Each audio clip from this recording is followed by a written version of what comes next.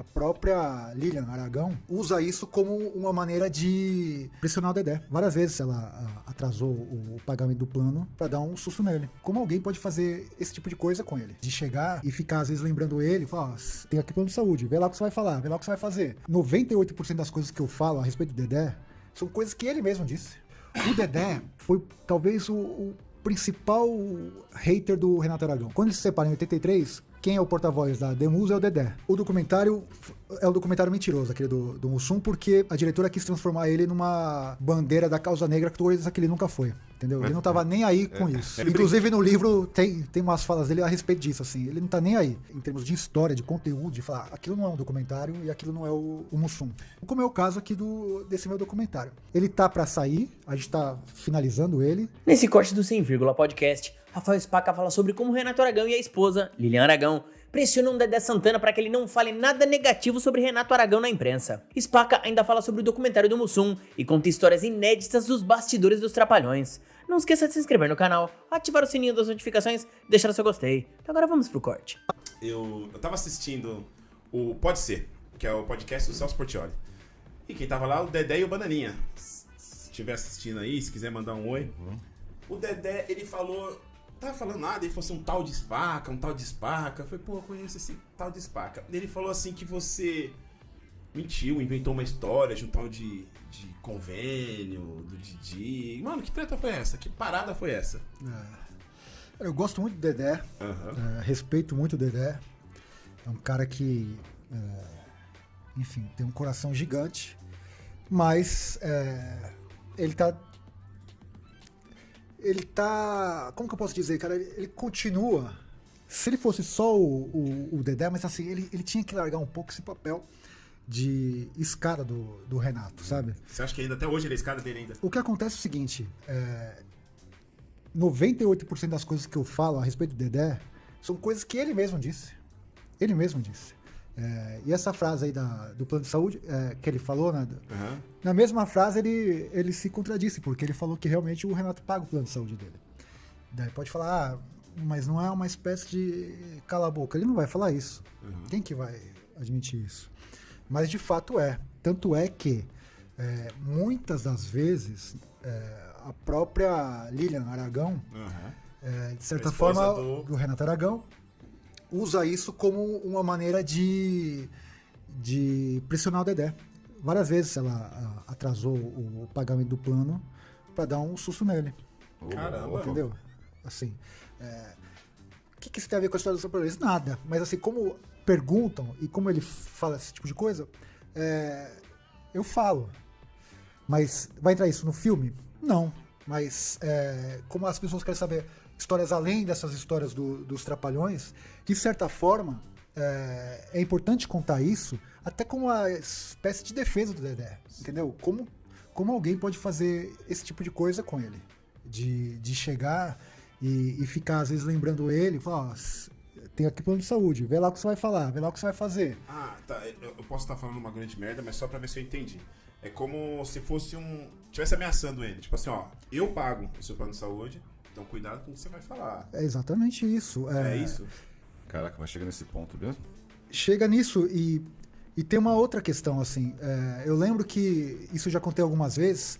Assim que estourou as notícias a respeito do documentário, ela ligou pra casa pro Dedé e falou, vem aqui pro Rio de Janeiro agora. A esposa do Renato. O cara teve que ir lá, e daí fez um jogo de cena, abrindo a porta, olha que surpresa. E não, foi tudo combinado, foi tipo ordenado que ele fosse pro Rio de Janeiro. Só que a gente tá falando de artistas, né? Então os atores, o que eles fazem? Representam. E a minha ideia aqui com o filme, como jornalista, como radialista, como documentarista, é o quê? É mostrar os fatos. Ele paga? Paga. Mas o que ele quer em troca? Tipo, manter uma rédea. Por quê? E eu falo isso que é importante. O Dedé, eu já falei isso também algumas vezes, foi talvez o principal hater do Renato Aragão. Quando eles se separam em 83, quem é o porta-voz da Demus é o Dedé. Então na imprensa, e aí eu tô falando agora, vou fazer a propaganda aqui da biografia dos Trapalhões, Os Trapalhões, modo de ser, de pensar e se expressar. Tem quase 800 páginas, são 4 anos de pesquisa, pegando as principais aspas deles. E tem um capítulo lá que fala da briga. Fala do Mussum, tem fala do Renato, tem fala do Zacarias, tem fala do Dedé. É uma compilação das falas dele. Falas. Então tem um capítulo só sobre essa briga de 83. Então tem a fala do Renato, e quem era uma espécie de porta-voz da Demuso, porque o Renato ficou de um lado, o Dedé, Mussum e o Zacarias do outro. Era o Dedé. O Dedé, algumas vezes, e aí tá no livro, e aí não tem como ele chegar e falar que eu tô mentindo, porque tem lá a data da publicação, aonde saiu essa declaração, só faltava a hora, mas tem tudo ali. Tá tudo documentado. Tá tudo né? documentado. Então chega e fala assim, Dedé, é isso aqui, ó. O Rafael tá inventando? Então o livro praticamente é um fato histórico, né? É uma compilação de todas as entrevistas dele e também uma ótima defesa pra você também. Não, é uma ótima defesa, porque assim, o que às vezes passa a impressão quando ele fala esse tipo de coisa, que eu sou um paraquedista, que eu tô inventando coisas. Assim, como que eu posso ficar inventando coisas, sendo que eu tenho 4 livros dos Trapalhões, tô fazendo agora uma tese de mestrado a respeito dos Trapalhões, tenho um filme pra lançar, cara, eu pesquisei tudo. Então, nessa biografia tem a fala, tem a data, o dia, mês e ano, e o local que foi publicado. Então, por exemplo, ele falou isso no dia 5 de março de 83, no jornal O Globo. Tô mentindo? Consulta o acervo, vê se tá lá essa fala. Então, é uma espécie de defesa, sim, nesse aspecto de falar, peraí, você tá me chamando de mentiroso, um cara que pesquisa e tem aqui livro, e que você, inclusive, Dedé, ajuda com prefácio, e eu sou muito grato a isso, com texto, com informação, enfim.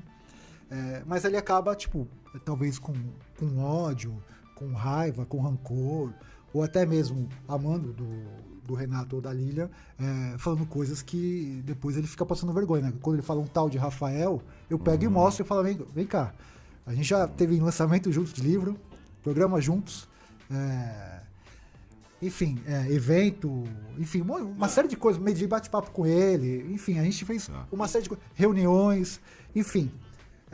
Falar que não um tal de Rafael, tipo, aí é forçar um pouco na representação, entendeu? Então, tipo assim, eu posso estar falando merda, mas no programa do Celso Portiolli, quando ele falou tem um tal de como se ele não te conhecesse, etc. Então, são pessoas diferentes, né? Que nem você tá falando. Participou de evento, eu vi foto dele segurando um livro, que tem até uma entrevista, né, dele no livro. Então, quer dizer que ele tá ali no programa do Celso Portiolli, é outro Dedé. Ali é um ator canastrão falando na frente do Portiolli. E uma coisa também, assim, eu mandei uma mensagem pra... Não, mas é canastrão porque, não, assim, sim. Como que você chega, cara, assim... Se não tivesse foto, cara, se não tivesse livro com assinatura... Então eu vi. Daí você fala, tudo bem, mas, cara, tem tudo uma série de coisas que derrubam, assim, facilmente o que ele tá dizendo. Tipo, tem um tal de... Como se, tipo, ouviu falar. E uma outra questão também. Eu mandei uma mensagem pro Celso Portiolli, falei, eu quero direito de resposta. Ele não me respondeu. Porque a ideia era o seguinte, quando você ouve esse tipo de coisa, você tem que dar o direito da pessoa chegar lá e se defender. Eu quero aproveitar esse... Dedé, se você... Tá aqui nosso amigo Rafael Spaca. Eu convido você, o Spaca também convida, o Hélio também convida, o Estúdio Powercast também tá convidando pra você vir aqui sentar aqui pra conversar, pra nós... É uma maneira de os dois falarem e de os dois expressarem, colocar suas ideias. Eu acho que mais democrático e mais justo que isso é impossível. Aliás, é meu sonho, tipo, ter esse tipo de embate, mas embate no bom sentido, sabe? Não, sim, embate no bom sentido. Ele é de um lado, eu do outro, pode estar o Bananinha e vocês dois mediando, e vamos ver quem tá mentindo. A gente tá falando do Dedé, do Mussum, Zacarias, do Didi, que, não tem... Não tem. Mano, eles marcaram uma infância, marcaram a televisão. Ponto. O cinema nacional hoje é o que é por causa deles, com certeza. Não, você mesmo pode dizer melhor. Sim. Porque o cinema nacional era só Trapalhões. Eles que seguravam tudo ali, cara. Era só a maioria do filme deles. Então a gente não tá falando nada pejorativamente, mas é só algumas coisas que acontecem que nem esse caso. Eu tenho um profundo respeito por Renato Aragão, Dedé Santana, Mussum, Zacarias. Tanto é que, assim, se eu não gostasse deles, você não ia estudar os caras, entendeu? Você ia passar uma vida você não... Igual lá na faculdade, tô fazendo mestrado, daí... Fala assim, mas por que você tá fazendo sobre os Trapalhões? Fala, porque eu gosto. Você vai estudar alguma coisa que você não gosta? Cara, nem desenvolve. Eu não tenho esse sadomasoquismo, sabe? Tipo, você tem que fazer as coisas que você gosta. Isso. Então, nesse aspecto, eu gosto muito deles, gosto muito da história, respeito. Mas esse tipo de coisa, tipo, ficar desmerecendo o meu trabalho, desmerecendo a mim mesmo como pessoa, de chegar e falar, não, peraí, a impressão que passa é essa, tipo, tem um carinha ali que tá falando umas coisas, falou que eu tô chantageando ele. Aonde que tem um áudio ou uma mensagem que eu tô chantageando o Dedé? Você tá chantageando, se fosse, do quê? Então, exatamente. Aliás, toda hora, em todas as entrevistas, eu fico louvando os caras direto. As próprias polêmicas, quando tem as polêmicas, eu falo, isso aqui o cara fez, foi legal? Talvez não. Mas talvez eu, no lugar dele, faria a mesma coisa. Eu nunca julguei ninguém, cara. Entendeu? Será se tudo isso também, né? Tipo assim, que nem, aproveitando o que você tá falando, eles viveram a vida deles, era novo, cheio de dinheiro, todo mundo faz cagada.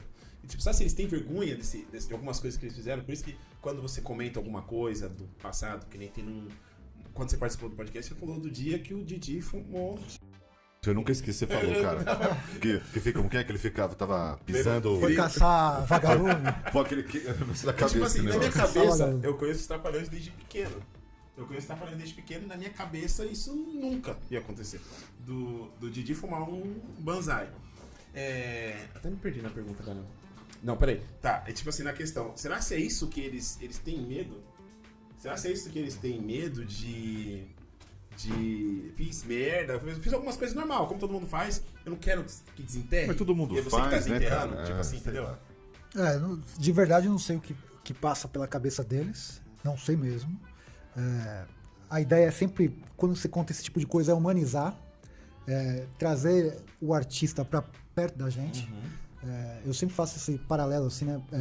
O Maradona foi um dos caras que mais fez merda fora. Mas por que esse cara tem tanta idolatria? Cara, porque ele se mostrava humano, frágil, potente, fracassado. Ele se mostrava em todas as faces, como nós somos. Nós temos nossos momentos bons, nossos momentos ruins. E quando você vê um cara que é um ídolo ter o mesmo tipo de comportamento ou passar pelas mesmas coisas que todo mundo passa, você cria uma conexão com essa pessoa e fala, caramba, ele é como eu. Só que acho que tem alguns artistas que querem ficar nesse pedestal, sabe? De falar, não, vocês estão aqui na Terra e eu tô um pouco mais acima de vocês. Deus, quase um Deus. E aí cria uma fantasia. E não tem quem na vida passou por aqui que não fez coisa errada ou que se arrependa depois, enfim. Porque o documentário do Mussum você não gostou? O documentário não. O documentário é um documentário mentiroso, aquele do Mussum, porque a diretora quis transformar ele numa bandeira da causa negra, coisa que ele nunca foi. Entendeu? Ele não estava nem aí com isso. É verdade. Eu acho que ele inclusive no livro tem umas falas dele a respeito disso, assim. Ele não tá nem aí. Então, aquilo ela quis pegar e transformar ele numa bandeira que só na cabeça dela ele foi. Então, enfim. Como diz os jovens, quis dar uma lacrada, né? Assim, o que eu acho, assim, isso que eu acho errado. Quando você coloca a sua vontade em detrimento da verdade dos fatos. Então, não adianta eu chegar e colocar aqui, vamos lá, o Yuri Alberto, fazer um documentário pintando esse cara como o craque. Eu tô mentindo. Certo? Eu não posso chegar e distorcer o negócio e pegar lá os melhores momentos e falar, esse cara jogou isso. Tô mentindo. A mesma coisa com o Mussum, entendeu? Você tem que fazer o quê? Você tem que chegar e falar, quem era o Mussum? Pesquisa, leia, tal. Era isso aqui, ó. Agora, o que ela fez... tanto é que esse documentário não teve... Deu uma flopada, não né? Não teve vida longa, porque assim, ninguém... eu acho que hoje, cara, tá mais difícil enganar as pessoas, sabe? De manipular. E quando você vê um negócio daquilo, eu tenho certeza que quem assistiu aquele documentário, quem conhece os Trapalhões, quem conhece o Mussum, fala, deixa eu... Eu tive que sair na sala deixa eu ver se eu entrei na sala certa mesmo, pra ver se era esse o filme que eu queria assistir. Eu assisti e eu gostei por causa de algumas cenas históricas, algumas coisas, assim, mas a questão do acervo de imagens. Sim. Rico, tá? Sim. Tem ele com a Elis Regina, enfim. Muito bom. Mas em termos de história, de conteúdo, de falar, aquilo não é um documentário e aquilo não é o Mussum. E o seu documentário? Você tá parando? Sai quando? Olha, vai sair, tá isso saindo. Isso aí tá uma treta da bexiga, né?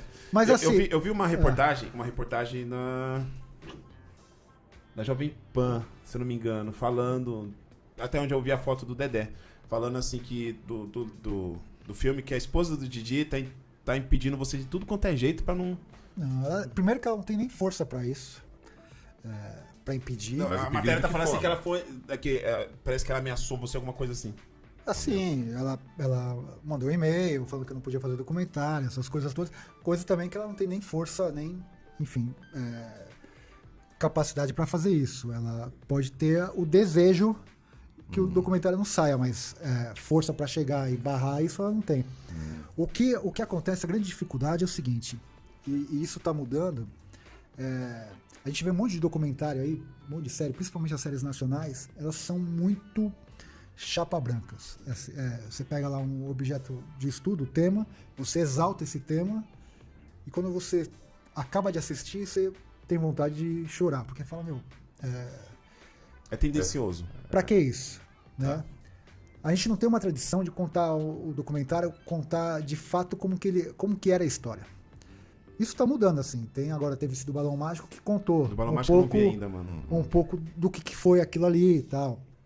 Eu sei que, por exemplo, a Simone não gostou. Isso já é um bom sinal. Porque mexeu na ferida. Porque você fala, peraí, se incomodou, se a pessoa não gostou, já é uma forma de falar assim, alguma coisa que foi dita ali que não era que não era... Como que eu posso dizer? Pra ser dito? Nem pra ser dito, mas que não era...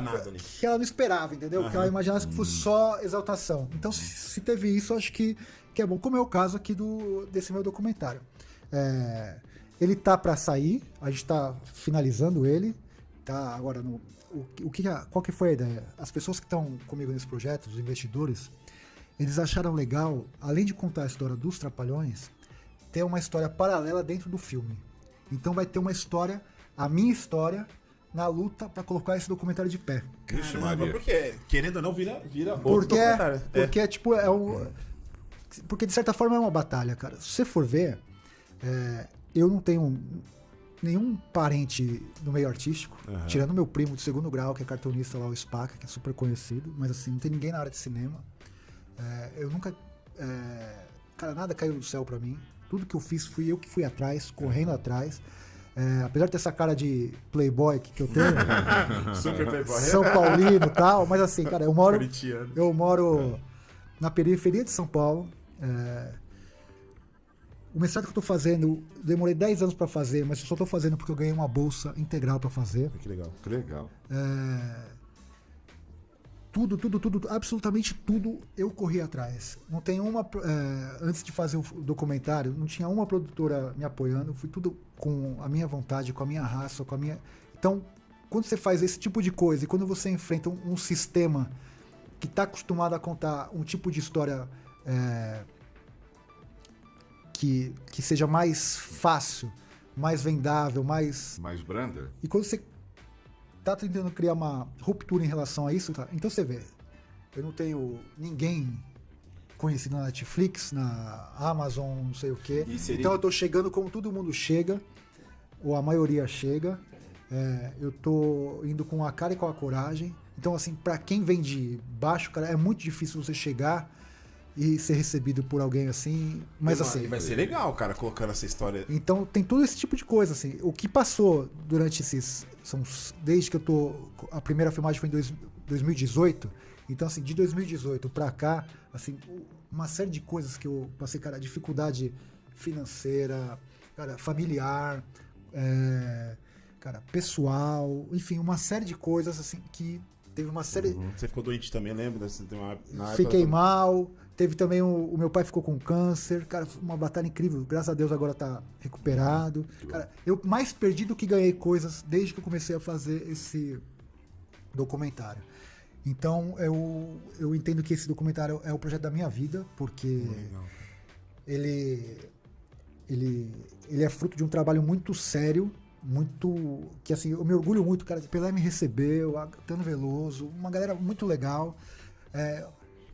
Tô aqui hoje, como já fui em vários outros, o que já falaram desse filme, assim, e mesmo assim, cara, é difícil emplacar. Esse mercado cinematográfico é um mercado, cara, muito difícil, muito estreito, e assim, você tem que ir com muita luta, parece que é fácil, mas não é fácil, cara. Assim, aliás, nada é fácil na vida, mas esse mercado é um mercado muito difícil para você fazer a coisa andar.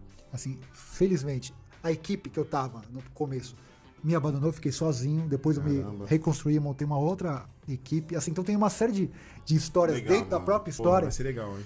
Então, esse tipo de coisa, você fala, não, vamos contar porque isso merece, tipo, pra não ficar só uma coisa tipo depoimento, acervo, depoimento, acervo. E vai ser legal também porque a sua história...